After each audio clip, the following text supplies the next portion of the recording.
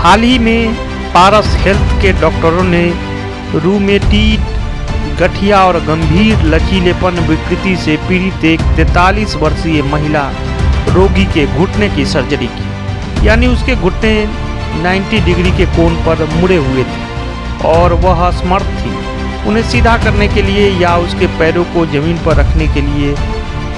यह उनके घुटने की दूसरी सर्जरी थी। पहली बार 2021 में किसी अन्य अस्पताल में की गई थी। अपनी पहली सर्जरी से पहले वह 1 साल तक बिस्तर पर पड़ी रही। जाहिर तौर पर अपर्याप्त सर्जिकल सुधार और अनुचित पुनर्वास के कारण वह बाद में भी बिस्तर पर पड़ी ही रही। Paras joint replacement and sports injury centre के निदेशक डॉक्टर विवेक लोगानी के नेतृत्व में डॉक्टरों की एक टीम ने सर्जरी सफलतापूर्वक संपन्न की, जिससे मरीज को फिर से चलने का मौका मिला। दिल्ली से डेली न्यूज ऑनलाइन.in के लिए कुलवंत कौर के साथ बंसी लाल की रिपोर्ट देखिए। एक बार काफी इम्प्रूवमेंट हो जाता है तो हम मेहनत करना छोड़ देते हैं। छोड़ दिया ना, कम कर दिया। तो एक्सरसाइजेज पर और मेहनत करेंगी तो और 10-20% इम्प्रूवमेंट का भी और स्कोप है। मैं ये नहीं कहूँगा कि बिल्कुल 100% सारी मसल्स जो इतनी टाइट हो चुकी हैं वो बिल्कुल एकदम वैसा लचीला हो जाएंगी, पर ऑलरेडी हमारा जो टारगेट था वो ये था कि ये बेडरिडन ना रहे, अपना चलना फिरना और जीवन के जितने ज़रूरी काम है वो कर पाए। वो टारगेट तो ऑलरेडी अटेंड करने में एथलीट का क्या हाल होता है, पूरा जीवन निकल जाता है ना। तो श्रुति कुछ कहना चाहेंगे आप श्रुति से पूछ लीजिए, कुछ पूछना चाहते हैं। मैं ये कहना चाहती हूँ, अगर मैं चल सकती हूँ तो इस संसार में कोई भी चल सकता है। मैंने सारी उम्मीदें छोड़ दी थी कि मैं चल पाऊंगी, but all thanks to doctor Logani and his team कि मैं अब चल पा रही हूँ, खड़ी हो पा रही हूँ, अपने काम को कर पा रही हूँ। Thank you so much.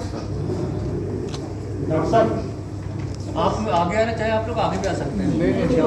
ठीक है, जिस तरीके से हम देखते हैं तो घुटने की जो प्रॉब्लम है वो हो जाती है और ये आपका जाम, इसका इनका जो घुटना है वो जाम हो गया है। जो कर्व हो जाती हैं उसको किस तरीके से रिप्लेस किया जाता है, उसमें क्या प्रक्रिया होती है? ये अक्सर एक उम्र के साथ हो जाता है, क्यों होता है? जो कर्व हो जाती है वैसे केसेस तो बहुत कॉमन है जी, वैसे केसेस तो बहुत कॉमन है। इतना सिवियर कर्व की ऐसे भी पेशेंट्स हमारे पास आते हैं।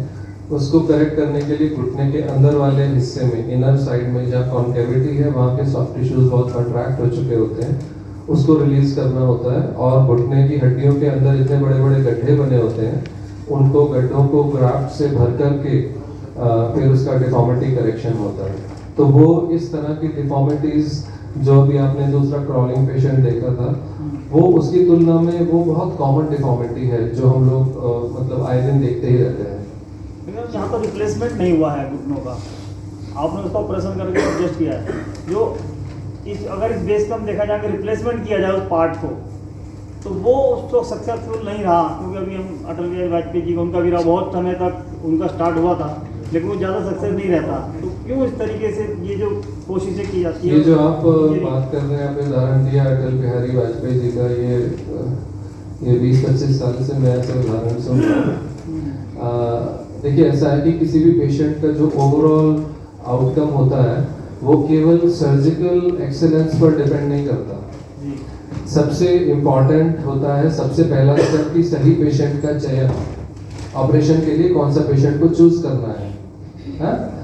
तो जो ये साइंटिफिक बात है, जो साइंटिफिक कम्युनिटी में सबको मालूम है कि Atal Bihari Vajpayee ji probably had already neurological disorder which was progressive in nature, जो ऑपरेशन के समय उसकी इंटेंसिटी उतनी ज़्यादा नहीं थी पर वो था, तो वो probably इनिशियल असेसमेंट में कहीं इग्नोर हुआ। अब सर्जरी तो अच्छा हुआ था, वो एक्सरे में हम देख चुके हैं, लेकिन ऑपरेशन के बाद हमको चलना अपनी मसल्स और अपनी नर्व्स के पावर से होता है। तो यदि वो ना हो और वो फिजियोथेरेपी से भी इम्प्रूव होने की काबिलियत ना हो न्यूरोलॉजिकल डिसऑर्डर्स में, तो फिर ये उसी तरह की सिचुएशन होगी कि गाड़ी के टायर तो बदले गए लेकिन इंजन ही खराब था। तो अब क्या किया जाए, है ना। तो सबसे पहला स्टेप होता है अच्छे आउटकम के लिए सही पेशेंट का चयन।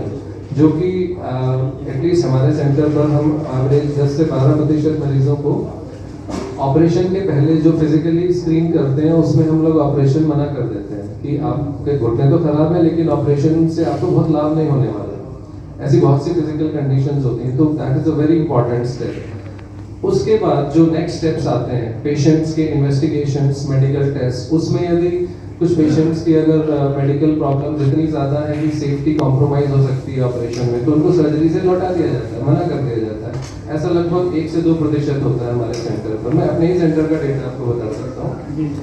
अब इसके बाद आता है रोल सर्जिकल टेक्निक। तो सर्जिकल टेक्निक में ह्यूमन एरर्स ना हो और ट्रॉमा सब कम से कम हो। मैं कृपया शांति बनाए रखें। जहाँ भी टेक्निक में ये 2009 के बाद से हमारे सेंटर पर हम लोग advance real time robotic navigation systems का इस्तेमाल करते हैं, जिससे कि नेचुरल बोन डैमेज बहुत मिनिमाइज हो जाती है ऑपरेशन में, ब्लड लॉस बहुत कम हो जाता है और सर्जिकल ह्यूमन एरर्स होने का स्कोप एलिमिनेट हो जाता है। तो इसका जो लाभ पेशेंट्स को मिलता है वो सर्जिकल एक्सीलेंस की तरफ और ले जाता है, जिससे रिजल्ट्स हमारे थोड़े जल्दी आते हैं और एक्यूरेसी अच्छा रहने से इम्प्लांट्स की ड्यूरेबिलिटी लाइफ बढ़ जाती है। अब ये 3rd स्टेप था। 4th स्टेप इम्प्लांट्स सब हो गया, सर्जरी हो गया, उसके बाद रिहैबिलिटेशन। रिहैबिलिटेशन अगर अच्छा हो, मेटिकुलस हो, ओवर एग्रेसिव ना हो, ओवर एग्रेसिव होने से भी गड़बड़ होती है, तो पेशेंट्स को कस्टमाइज्ड रिहैबिलिटेशन की जरूरत होती है। यानी हर पेशेंट अलग है तो हर पेशेंट का रिहैबिलिटेशन भी अलग होना चाहिए। तो वो हम कस्टमाइज्ड रिहैबिलिटेशन प्रोटोकॉल जब डिजाइन करते हैं अपने रिहैबिलिटेशन स्पेशलिस्ट के साथ मिलकर कंसल्टेशन में, क्योंकि हमने ऑपरेट किया है पेशेंट, हम अंदर की बारीकी, अंदर का QR कोड जानते हैं, समझते हैं, जो एक अननोन फिजियोथेरेपिस्ट नहीं समझता। तो ये जो जनरल अंडरस्टैंडिंग है सोसाइटी में कि घुटने का ऑपरेशन हुआ तो फिजियोथेरेपी कराओ, उसका अर्थ ये नहीं है कि अनसुपरवाइज्ड फिजियोथेरेपी कराओ, उससे नुकसान होते हैं, कॉम्प्लिकेशंस होते हैं। तो अगर हम कस्टमाइज्ड रिहैबिलिटेशन करें तो वो फिजियोथेरेपी से होने वाले कॉम्प्लिकेशंस खत्म हो जाते हैं। और इसके बाद पेशेंट्स को इंस्ट्रक्शन हम लोग की बार बार रहती है कि आप एक्सरसाइज कंटिन्यू रखें, डाइट अच्छा रखें, कहीं चोट लगने से बचें, जानबूझ करके ऐसी जगह ना जाएं जहाँ फिसल के गिरने की संभावना बहुत ज़्यादा हो, शरीर में कोई इन्फेक्शन हो बाद में तो उसका समय से इलाज कराएं ताकि वो खून के दौरे के रास्ते घुटना तक ना पहुंचे।